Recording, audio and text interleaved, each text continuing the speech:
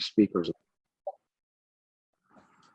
All right, it is my great pleasure to introduce our Government Affair Directors, Mr. Greg Osturian, for some updates.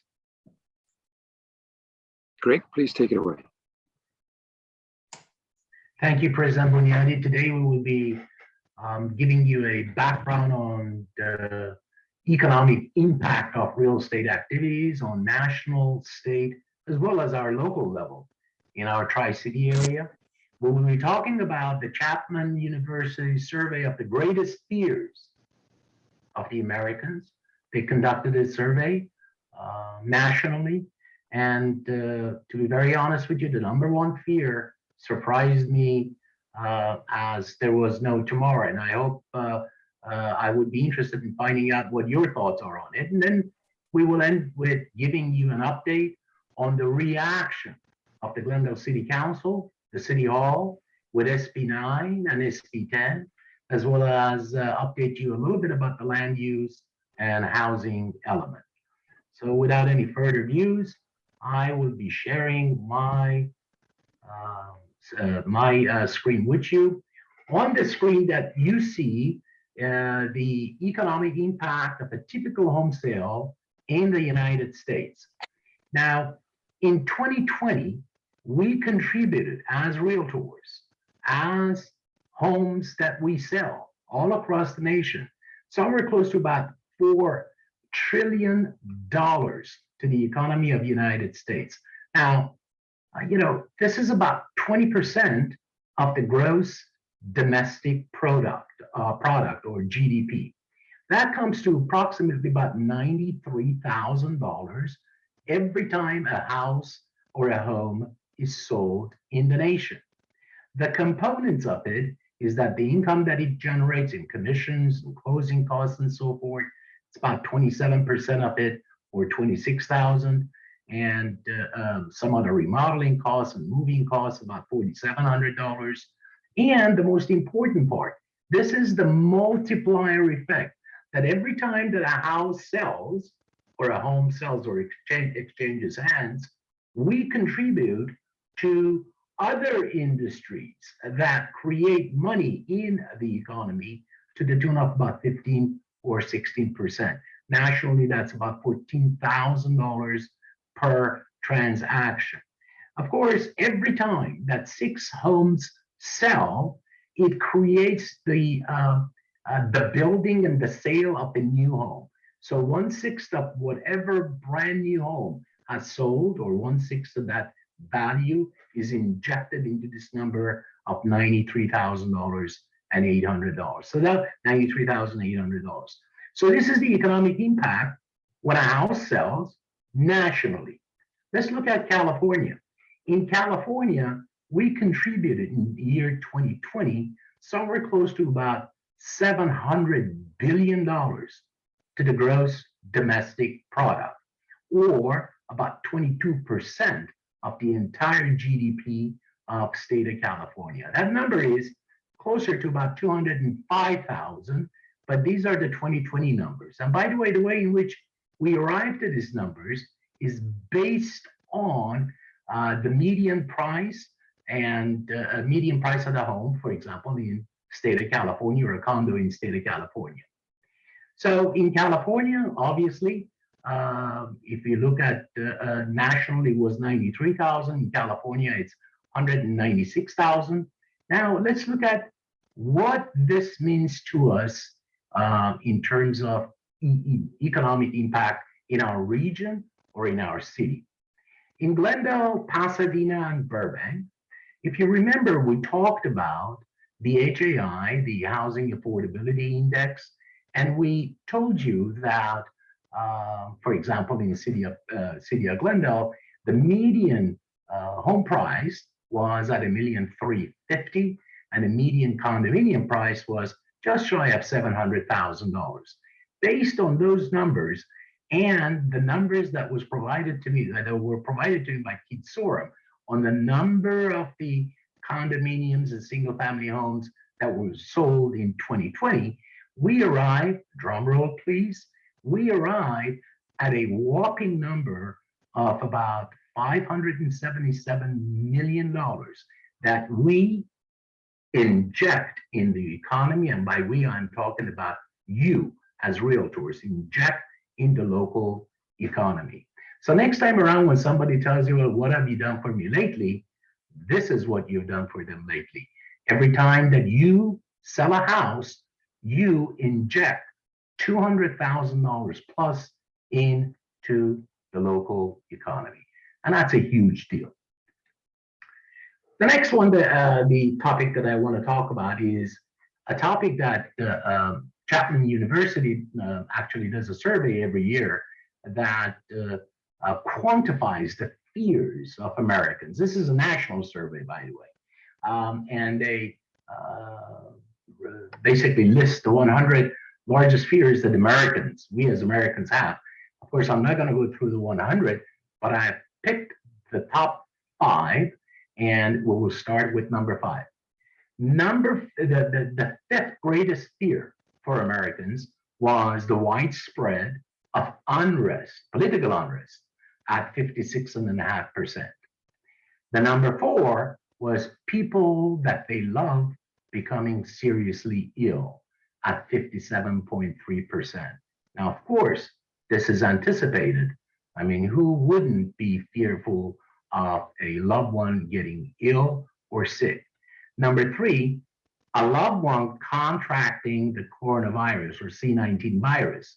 Of course, this is in the background. It's in our minds with the variant, the surges, not surges, and so forth. So this is also anticipated. Number 2 is the death of a loved one, obviously, right? But the most surprising part, folks, was the number 1. And I'll be curious to know if you will be surprised by this number 1 fear at about 80% of the surveyors that responded to said their greatest fear is corrupt government officials.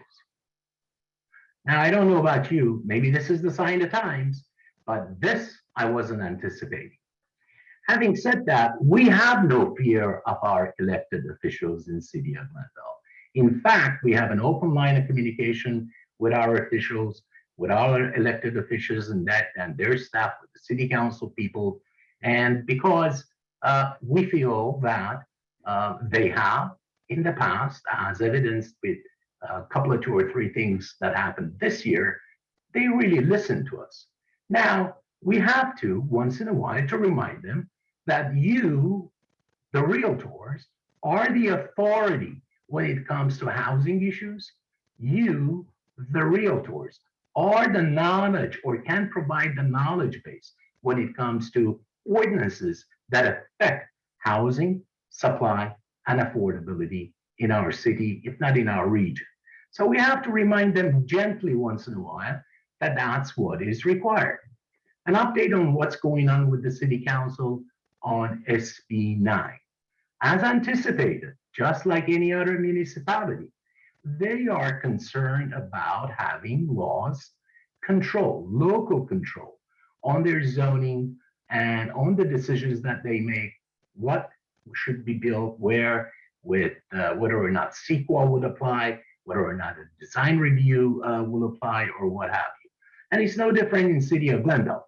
They did voice their chagrin, their displeasure with SB 9 and SB 10. In fact, they suggested an ordinance and a urgency ordinance. And in fact, they are looking at impact fees. Now, interestingly, if we are talking about affordability, impact fees are not going to add to affordability. In fact, they will detract from the affordability. An impact fee in Pasadena and Glendale is at $27 a foot times or multiplied by 800 square foot minimum of a lot split unit. You're looking at about $30,000 prorated for 30 years. That's a $100,000 expense that affects that intergenerational transfer of wealth to the next generation. But having said that, it is their right, and of course we will chime in when time comes once we see that the urgency ordinance. They're also thinking about tagging as a requirement to building the unit under SB9 premises for it to be for it to have an affordability element. In other words, this unit has to be available to say 50% of the AMI or 80% of the AMI or something like that. So they're looking into that, and I'll update you as we go forward once we hear back from them what their ideas are on this issue. The next update that I have for you is that the draft of land use element, and it could be an elephant in the room, plus the housing element is now available online. And that's, if you ever were interested in this thing, you can go to glendalplan.com and you can, for example, see in the Appendix A of that plan, it's about 476 pages, and I've just begun to look into it, that in the Appendix A, it has a series of property addresses that they designate for meeting or helping meet the RENA number requirements, which is about 9,000 in the city of Glendale, not the 13,000 that we had for several reasons that we would not go, and it's not for today's discussion. But having said that, it's an interesting read. You may, for example, look at Appendix A and find out about a property that your client may own and how would this housing element affect that property. So I thought I'll share that with you. And then the next thing is that the comment period for the land use and the housing element is started yesterday or the day before, November 1st, and it will continue on all the way to December 31st. You're more than welcome to make any comments on it. Now, I don't know if as an association we will be making comments on it, but I will bring that to your executive committee. And if the board of directors decides that we need to chime in on certain issues, then of course we will. With that, really ends my presentation, President Boniati, and I'll just pass it on back to you. Thank you. Thank you, Mr. Asturian. Any questions from Greg? Okay, seeing none. Thank you very much for your presentation, sir. It was very eye-opening. Thank you very much. Really appreciate that. Okay.